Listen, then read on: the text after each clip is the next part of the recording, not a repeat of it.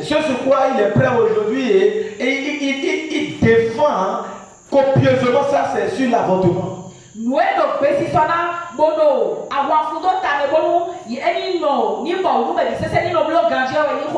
L'avortement ne vient pas de Dieu, ça vient du diable.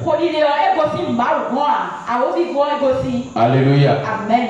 Vous voyez, il y a beaucoup de personnes que Dieu leur mente sur leur fécondité. Que Satan leur mente sur leur fécondité.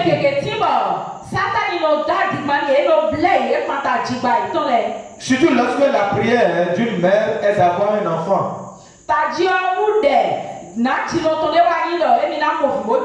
Amen. Amen. Et que sa prière, c'est que cet enfant soit un instrument de l'Éternel.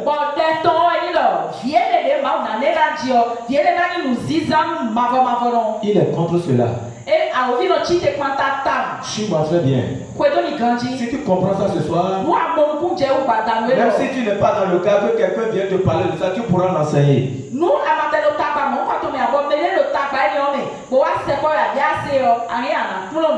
Voici une femme qui croit en Dieu depuis plusieurs années d'avoir un enfant.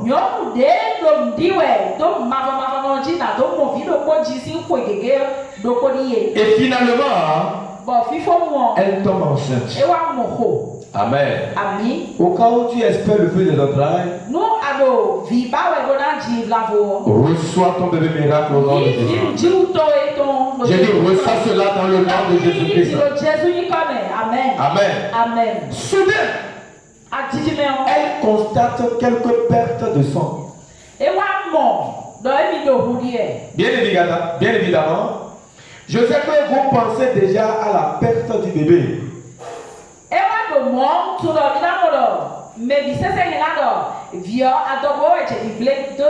Et voilà le message que le diable veut véhiculer au travers donc de la perte du sang.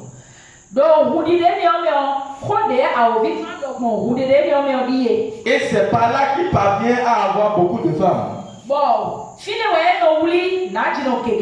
Puisque vous avez cru à ce signe, il parvient à son objectif. Maintenant dites-moi, est-ce du sang dont vous êtes enceinte ou bien vous êtes enceinte d'un enfant? Pourquoi vous dites maintenant que lorsque vous perdez le sang, c'est que vous êtes en train d'avorter? Vous savez, il y a des femmes qui sont enceintes, mais elles trouvent les périodes pendant près de 4 à 5 mois d'avoir avant de se rendre.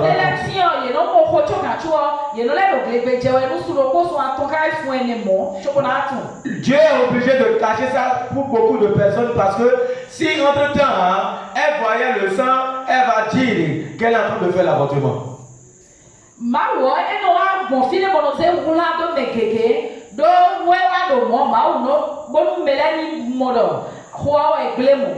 Alléluia. Amen. J'ai dit, Dieu est obligé de permettre à ce que la femme là ne s'aperçoive pas qu'elle est enceinte très tôt. De peur que les pertes de sang qu'elle va trouver avec les mois suivants ne lui fassent croire qu'elle est en train de faire un avortement.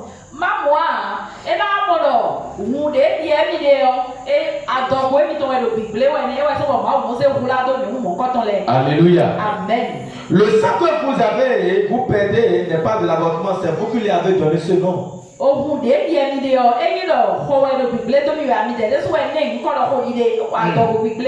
Quelqu'un doit me suivre ce soir. Vous savez, ce sont des pièges que l'ennemi met devant. Aujourd'hui, tu vas dire peut-être que j'ai déjà beaucoup d'enfants. Il ne s'agit peut-être pas de moi. Mais il y a quelque chose sur lequel tu es enceinte que tu dois accoucher. Et le diable commence à te montrer un peu légèrement le contraire. Tu commences à croire que c'est plus possible de l'avoir.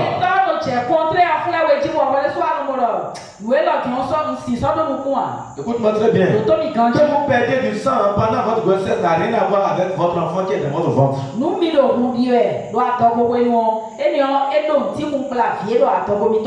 Ce que vous voyez n'est que excès de sang qui ne cherchent pas une voie de sortie pour se libérer. La Bible déclare que les enfants sont une bénédiction de l'Éternel. Et Dieu ne se retire pas des dons qu'il donne. Exode 23, le verset 25 à 25 dit ceci. Vous servirez l'Éternel votre Dieu. Et il bénira votre père, votre eau. Il n'y aura pas de femme stérile ni de femme qui avorte. Donc là où il y a la bénédiction de l'Éternel, il n'y a pas l'avortement. Alléluia. Amen. Là où il y a la bénédiction de l'Éternel, il n'y a pas l'avortement. Là où la grâce de Dieu abonde, les projets ne sont pas avortés. Alors garde-toi à rester en éveil contre les rouges de l'ennemi. Lorsque tu es en Christ et tu espères certain nombre de choses, l'ennemi ne veut pas que tu atteignes à ces choses-là. Le diable a besoin même de ta foi pour te détruire. Vous savez comment ça se passe? Il te montre le contraire de ce que tu espères. Et il va t'aider à te concentrer simplement sur ça. Et puisque tu as cru en ça, tu verras ça. Parce que la Bible déclare ceci. Il te sera fait selon ta foi. C'est pourquoi il va chaque fois te montrer des images, des choses qui puissent t'amener à vraiment croire qu'il y a un problème quelque part.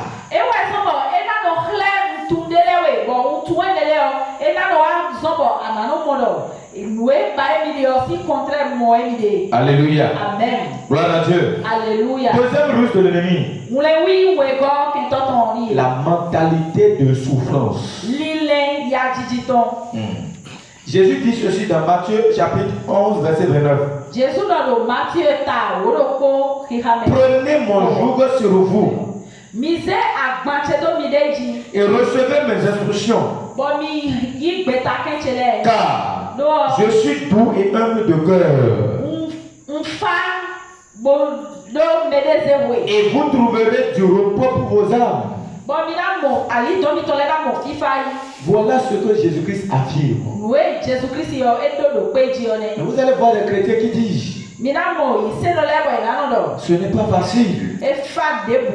S'il y a trop de difficultés. Vous allez voir le chrétien qui a la foi mais qui déclare, qui proclame ces choses. La Bible déclare, il te sera, dis-leur, je leur ferai tel qu'ils diront à mes oreilles.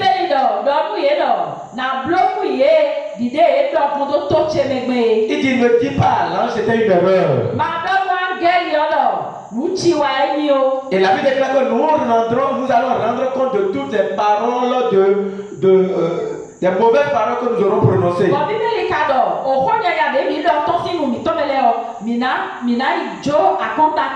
Toutes les paroles de plaisanterie, de blague, nous allons rendre compte.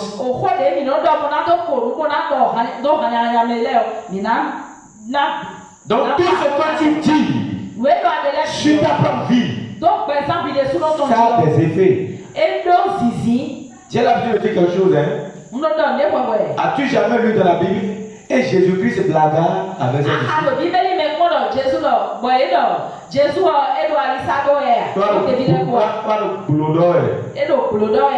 Si tu blagues de trop, ta prière sera de la blague. Le diable comprend, nos anges comprennent plus vite ce que nous avons l'habitude de répéter. Lorsque tu te mets à faire des trucs comme ça, lorsque tu pries, tu dis non, il n'est pas encore sérieux. Quand il est sérieux, il va le dire.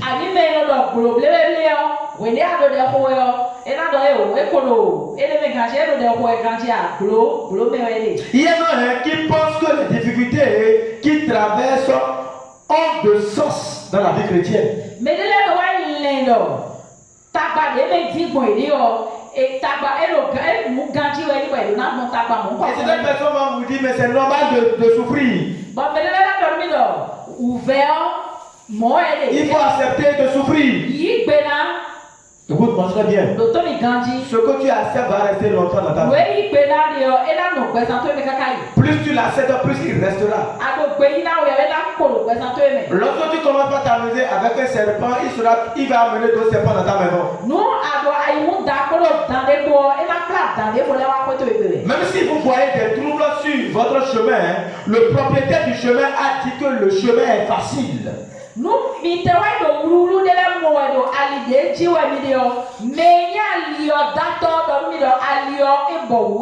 le chemin, la vérité et la vie. Donc proclame ce que il a dit et non ce que tu traverses. Écoute-moi très bien. Le diable a demandé à Ève, Dieu a-t-il vraiment dit ça? Est-ce que tu es riche en Christ vraiment? Et tu es en train de manger du gari comme ça? Tes enfants seront bientôt renvoyés de l'école. Tu te rappelles de l'avancement que tu avais fait avant? Parce que Dieu t'a vraiment pardonné. Et pourquoi tu as encore échoué? Tu vois cette maladie dont tu souffres, c'est à cause de tes mauvaises actions. Tu es en train de payer les fautes que tu avais commises avant. Satan va te faire croire que tu ne mérites pas la vie que tu mènes.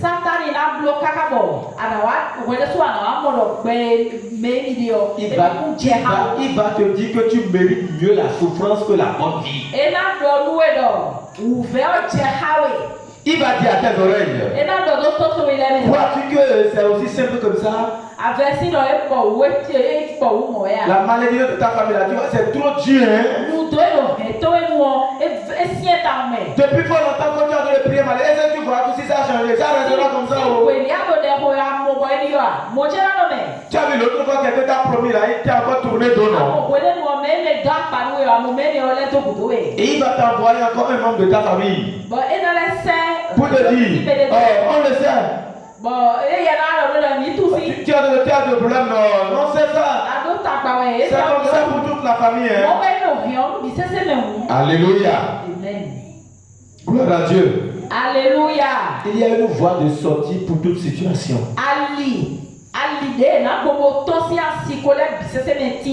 Amen. Amen. Jésus-Christ de Nazareth. Jésus-Christ de Nazareth. Amen. Lorsque tu donnes ta vie à Jésus, les choses changent. Et ça change vraiment. Alléluia. Amen. Ça change vraiment. Ne tombez pas dans les pièges de Satan. La Bible déclare que Dieu n'est pas lent à répondre à nos prières. Il ne va pas au rythme des hommes. La parole de Dieu est puissante et rapide. Psaume 147, verset 15. Il envoie ses ordres sur la terre. Sa parole court avec vitesse. Dis avec moi, sa parole court avec vitesse. Alléluia. Amen. Maintenant, écoutez ce conseil. Celui qui croit en Dieu ne doit pas se hâter. Celui qui croit en Dieu ne doit pas se hâter.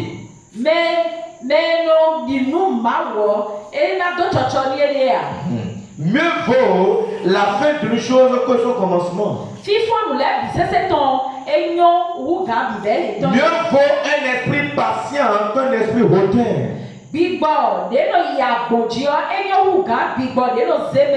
Ecclésiaste 7, verset 8.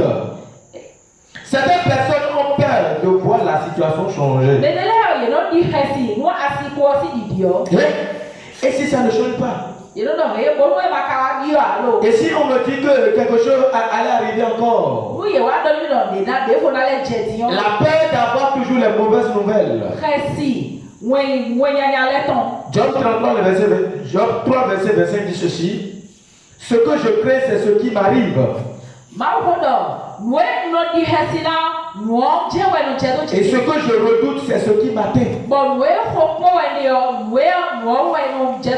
Ça veut dire que ne crains pas les mauvaises nouvelles. Et ne doute pas sur les bonnes nouvelles. Ce que je te dis, je l'ai expérimenté. Jamais de bonnes nouvelles. Toutes les fois, c'est des rejets. Non, désolé, c'est pas possible. Non, désolé, c'est pas possible. Tu vas déposer ton dossier pour le travail. Désolé, vous n'êtes pas retenu. Désolé. Alléluia. Amen. Ah, mon frère, vraiment, j'ai une situation et est-ce que tu veux me désolé?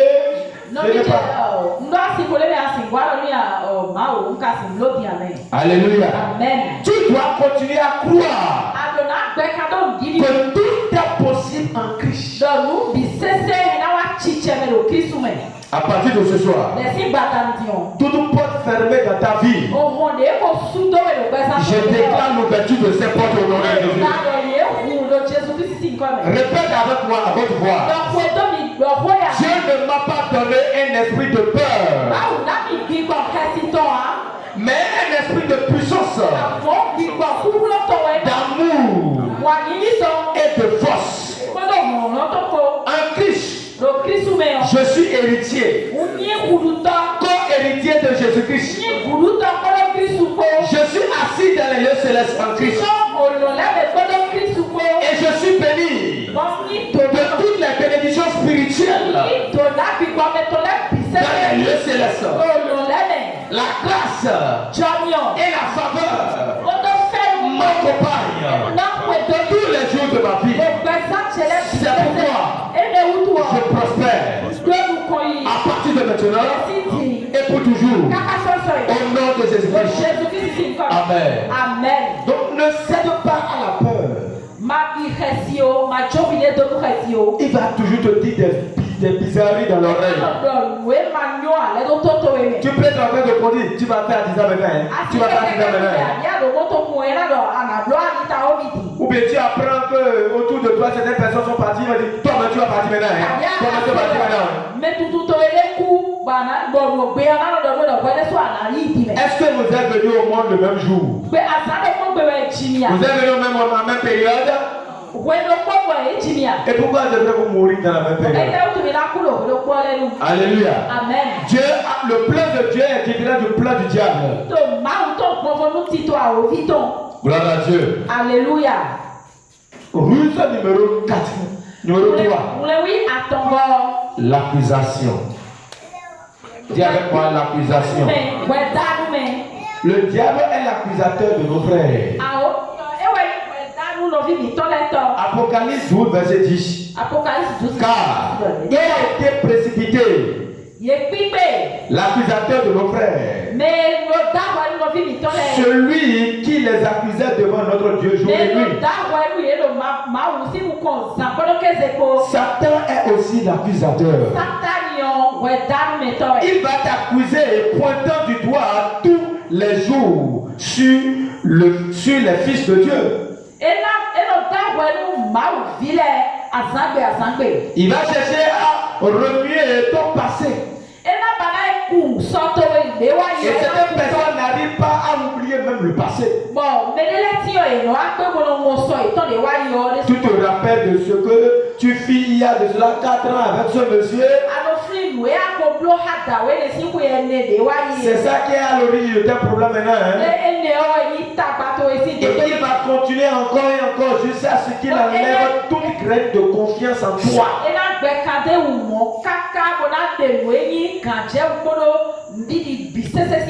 Parce qu'il sait que sans la confiance, personne ne peut réussir dans ce monde. Sans la confiance, tu ne peux jamais traverser une situation et réussir. Suis-moi très bien. Sans la confiance, ta foi va faillir. Alléluia. Amen. Gloire à Dieu. Amen. J'ai entendu une soeur qui est en train de pleurer. Moi, c'est l'ovignon de Bélo Avia. Pleurait. Et la Elle était au téléphone avec un de ses frères. Mais pourtant, elle dit non, c'est plus possible. Jusqu'à quand ça va finir? Dieu m'a abandonné. Je préfère mourir que de vivre. Il n'y a plus rien qui marche. Le diable était en train de la mortifier. Alléluia. Amen. Et nous avons appelé cette soeur-là. On a commencé par lui parler. Et en fin de compte, on a aperçu qu'en fait c'est quelqu'un qui servait bien Dieu. Mais le diable a réussi à le retirer de la présence de Dieu. Et il a commencé par la mortifier. Écoutez-moi très bien. Qu'est-ce qui pouvait arriver à cette dame-là si on ne l'appelait pas pour l'instruire? Le diable peut l'amener même à se susciter sans raison.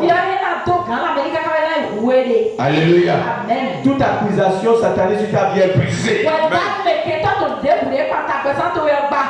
Alléluia. Amen. Il dit la foi est une ferme assurance. Ça veut dire une ferme confiance. Et l'objectif de l'ennemi est de te faire perdre cette confiance-là.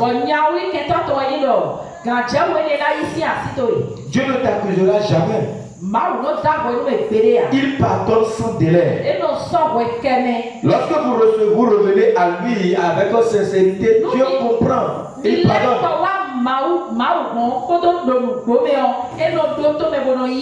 Amen. Même lorsque je prie parfois pour certaines personnes, elles ont mis une raison pour justifier leur problème. Voilà le résultat du nombre incontable des mensonges que le diable communique dans le cœur des gens. Il dit, au lieu d'une évolution, la stagnation reste leur lot au quotidien. Et vous allez les entendre dire ceci. J'ai déjà prié, j'ai jeûné. Pourtant le problème là est là. Ça veut dire que c'est la volonté de Dieu. C'est pas parce que tu as prié et rien n'est arrivé qui voudra dire que c'est la volonté de Dieu. Tout problème est tiré d'une force. Il y a un esprit derrière chaque problème. Maintenant, si l'onction, la puissance qui est en toi n'est pas plus supérieure à ce problème-là, le problème va te regarder.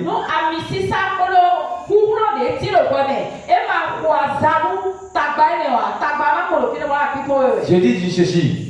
Ces sortes de démons ne sortent que par le jeûne et la prière. Il y a des sortes de problèmes dans ta vie. Si tu ne jeûnes pas, ils resteront. C'est le jeûne et la prière qui les chassent.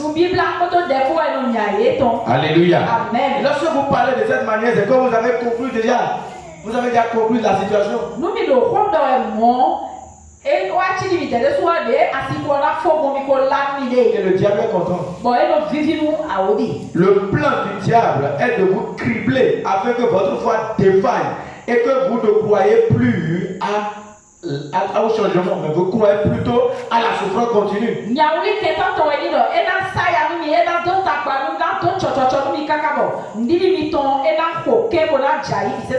Et lorsque vous êtes continuellement dans la souffrance, le diable profite pour voler vos bénédictions.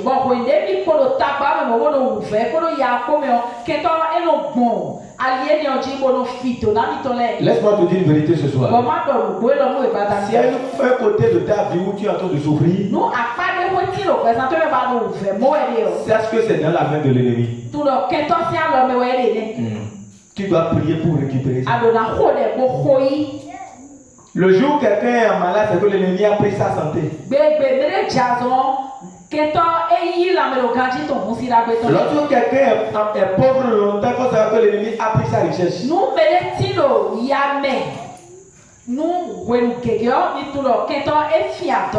Si vous voyez quelqu'un qui est tout le temps dans le rejet, l'ennemi a pris son étoile.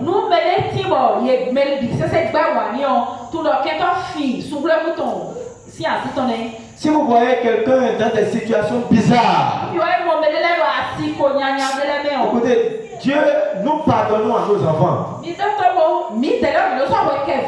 Maintenant, comment toi tu peux commettre des erreurs, Dieu ne va pas te pardonner. Et toi, tu penses que c'est normal pour Dieu de te voir souffrir? Que c'est normal, il faut que tu souffres un peu d'abord avant que Dieu ne te pardonne. Dieu ne fonctionne jamais comme ça. Amen. Amen. Ou bien quand quelqu'un fait quelque chose, dit que non, c'est parce qu'il a fait ceci, il a fait cela. Il faut qu'il souffre un peu d'abord. Dieu est en train de lui tirer les oreilles.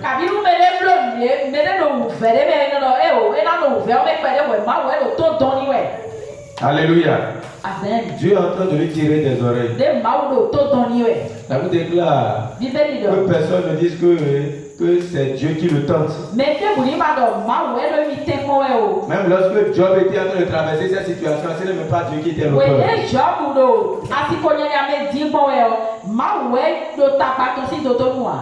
C'était le diable. Et non, si c'est les hommes, ils vont dire, c'est Dieu qui est en train de lui tirer ou bien tenter. Dieu ne tente personne. Dieu pardonne.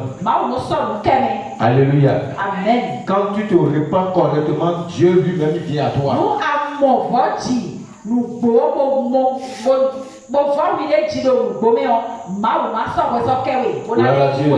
Que le diable ne te montre pas que tu dois souffrir d'abord avant de et même s'il arrivait que tu souffres, qui dit que ça ne sera pas, ça ne sera que de peu de temps. Il dit après avoir souffert peu de temps, il dit lui-même va vous raffermir. Et il va vous rendre inébranlable. Maintenant, toi, ta souffrance a duré 6 mois, 8 mois, 1 an, 2 ans, 3 ans, 4 ans. Il faut savoir que Dieu n'est plus à l'auteur de ton problème. C'est l'ennemi. Et ce soir, tout plan de l'ennemi sur ta vie, Dieu va les avorter. Au nom de Jésus. Je n'ai pas entendu ton appel. Le dernier piège que nous allons voir ce soir, et c'est ça qui emballe beaucoup les chrétiens. Beaucoup de chrétiens. C'est pourquoi sois vraiment attentif à ça. Le piège nocturne de Satan. Le piège. Les rêves. Les rêves. Dis avec moi les rêves. Méfiez-vous des rêves. Plusieurs rêves sont des pièges de Satan. La Bible déclare ceci. Tout est pur pour celui qui est pur. La raison pour laquelle tu fais des rêves impurs, c'est parce que toi-même tu ne te purifies pas.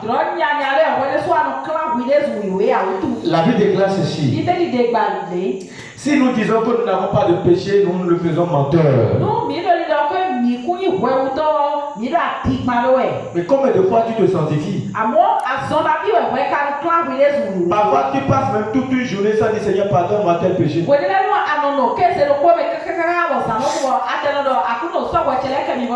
Parce que justement tu ne pries pas. Et tu penses que tu n'as pas péché. Lorsque tu marches dans la sanctification, tu auras des rêves saints. Des rêves purs. Et s'il arrivait que même l'ennemi t'attaquait, tu vas constater que dans la vision, tu auras toujours la victoire. Amen. Amen. Certains rêves sont fausses. C'est parfois vraisemblablement réel. Beaucoup les prennent comme un message de Dieu. Mais ce sont des ruses de Satan. Plusieurs ont été pris dans le filet de la mort subite. Des accidents et d'autres infortunes à partir de rêves. Le diable leur présente des images truquées. Des horreurs qui seraient sur leur route. Et ceci injecte en eux une frayeur.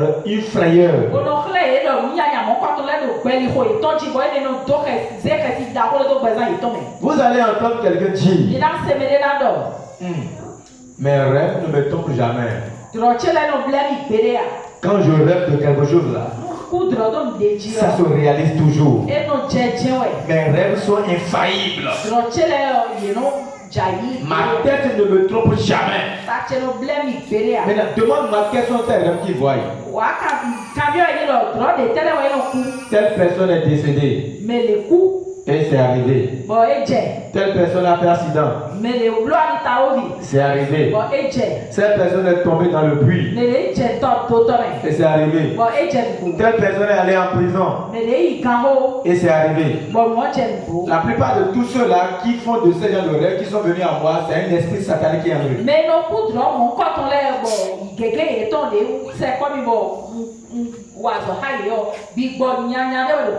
Si tu fais des rêves comme ça, ou bien tu vois des animaux bizarres, ou bien tu vois des esprits qui disent des choses, des animaux qui ont la tête humaine, et tu ne vois que des choses horribles, tu as besoin de délivrance.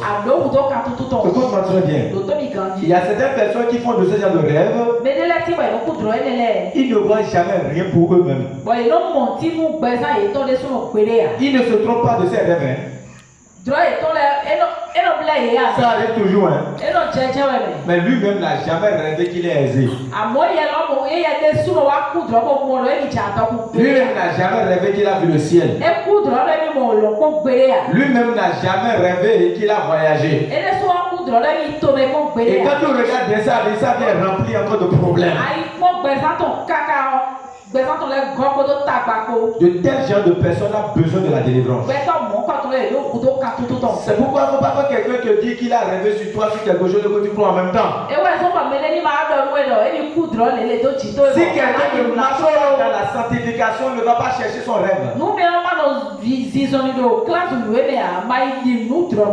cas où tu as entendu, le mieux que tu puisses faire, c'est de prier. Parce que si cette personne-là rêve, là, souvent ça arrive. Donc il faut prier comme ça.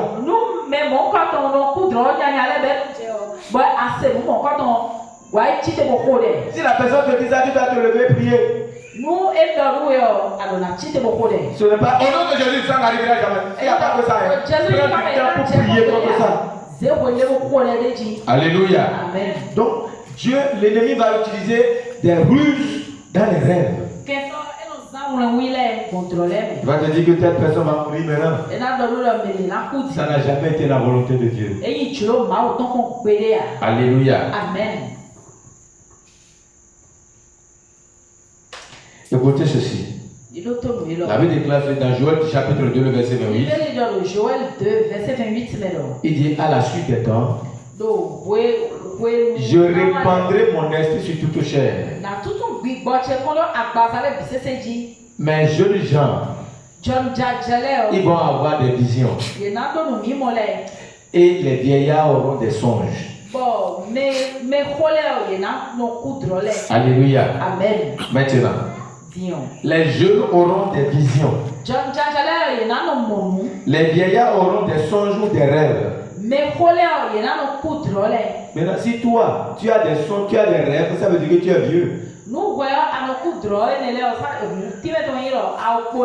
Alléluia. C'est simplement la preuve que tu n'as pas le Saint-Esprit en toi. Suivez-moi très bien. Si tu comprends ces choses ce soir, tu es délivré sur beaucoup de choses. Et la Bible déclare que le plus jeune mourra à 120 ans.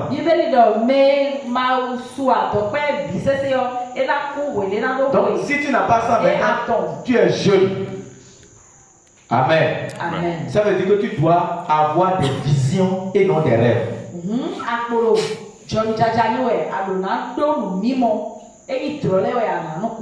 La vision, ça concerne le plan de Dieu pour ta vie.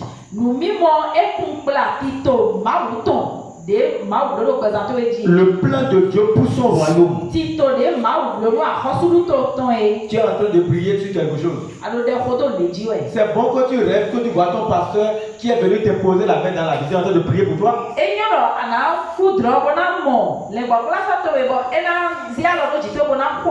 Ça c'est une bonne chose. Ou bien que tu as rêvé que l'homme de Dieu t'a tenu par la main et qui est en train de célébrer ton mariage.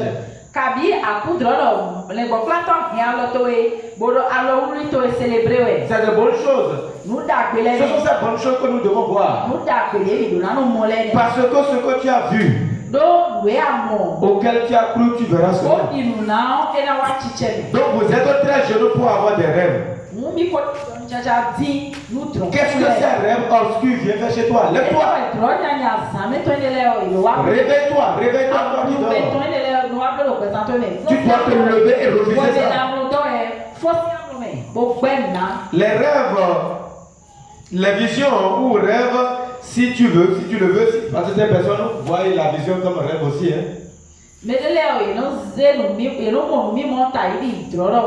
Amen. Amen. Tout rêve hors de la parole de la Bible est un piège.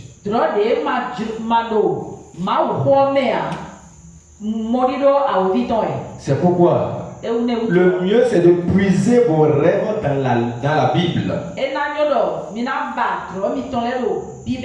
Le rêve de la vie sans la dette est dans le livre.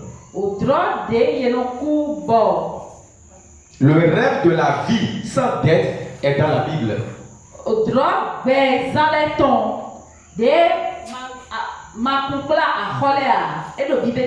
Le rêve de longévité est dans la Bible. Le rêve de la prospérité est dans la Bible. Le rêve de la santé divine est dans la Bible. Le rêve de la fécondité est dans la Bible. Je voudrais que vous sachiez que le triomphe est votre destin.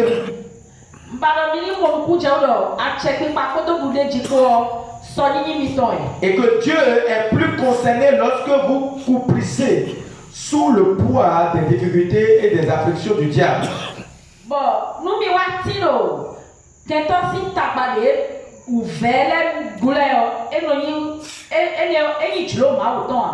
Ça devient une préoccupation pour Dieu. Donc la vision céleste est ce dont vous avez besoin pour mieux courir dans la vie. Dis à ton voisin, tu as besoin de la vision. Tu as besoin de la vision. La Bible déclare que lorsque le peuple est sans vision, le peuple est sans frein.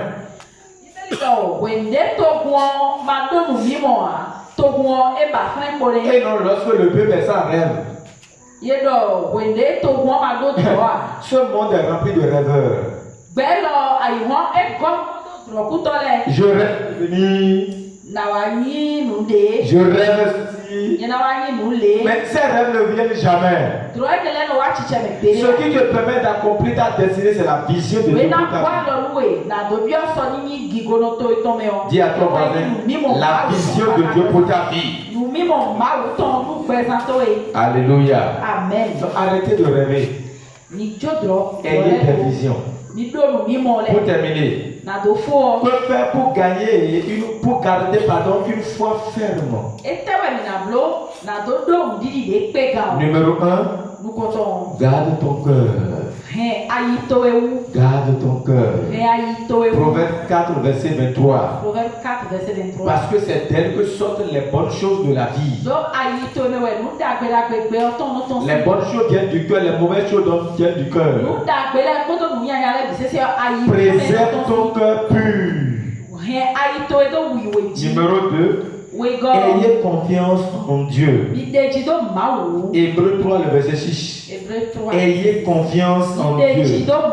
Numéro 3. Vivez par la parole de Dieu. Jacques 1, verset 18. Que votre vie soit basée sur la parole. Numéro 4. Gardez votre vie de prière toujours brûlante. 1 Pierre 5, verset 8. Gardez votre vie de prière toujours brûlante. Numéro 5.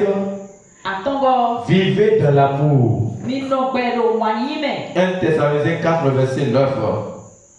Vivez dans l'amour. Vivez dans l'amour. 1 Jean 5, verset 3 dit ceci. 1 Jean 5, verset 3. Nous allons lire ça. Il dit, car l'amour de Dieu consiste à garder ses commandements. Et ces commandements ne sont pas pénibles. Alléluia. Amen. Maintenant, comment avoir accès à la vision céleste et tenir fermement contre les agents du diable?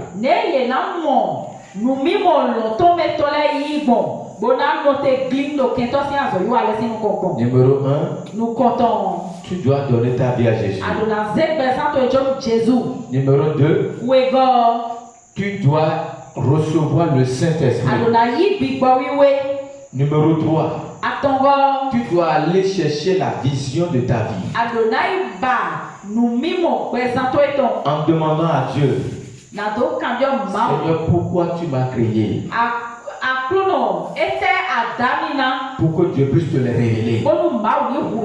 Quel est le service que je dois te rendre à l'église? Quand tu commences par faire cette prière, ta vie va commencer par changer. Parce qu'un président de la République va envoyer un ambassadeur quelque part avec tout ce qu'il faut pour la mission.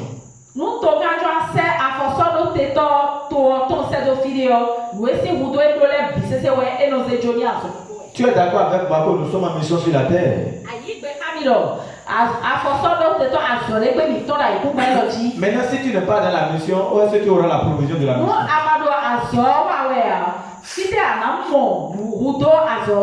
Toute provision vient à partir du moment où la vision est enclenchée.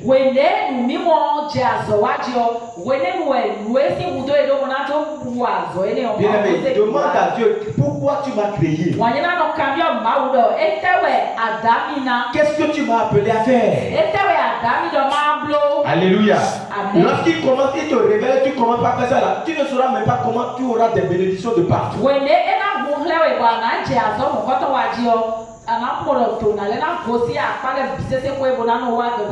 Alléluia. Amen. Moi j'ai commencé par être béni lorsque j'ai commencé à prier pour les gens. À ce moment j'étais même pas encore pasteur. Mais je priais pour les gens.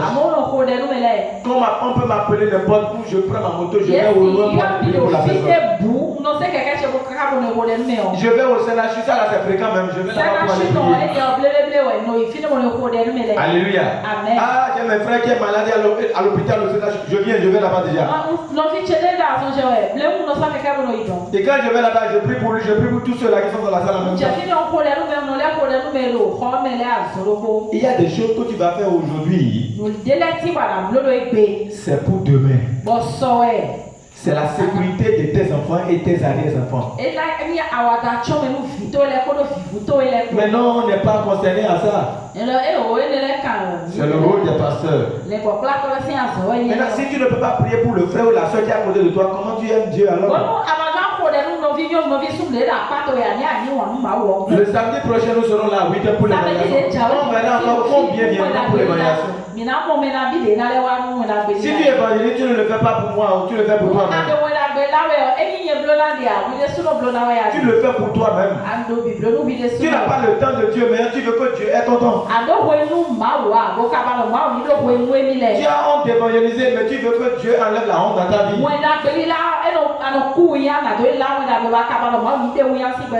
Alléluia. Amen. Beaucoup sont encore dans le monde, dans les souffrances. Si Dieu te voit dans l'œuvre, c'est-à-dire que tu es de la mission.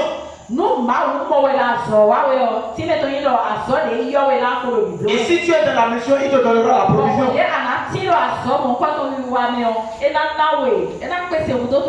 Ce soir, la capacité pour se lever dans la mission,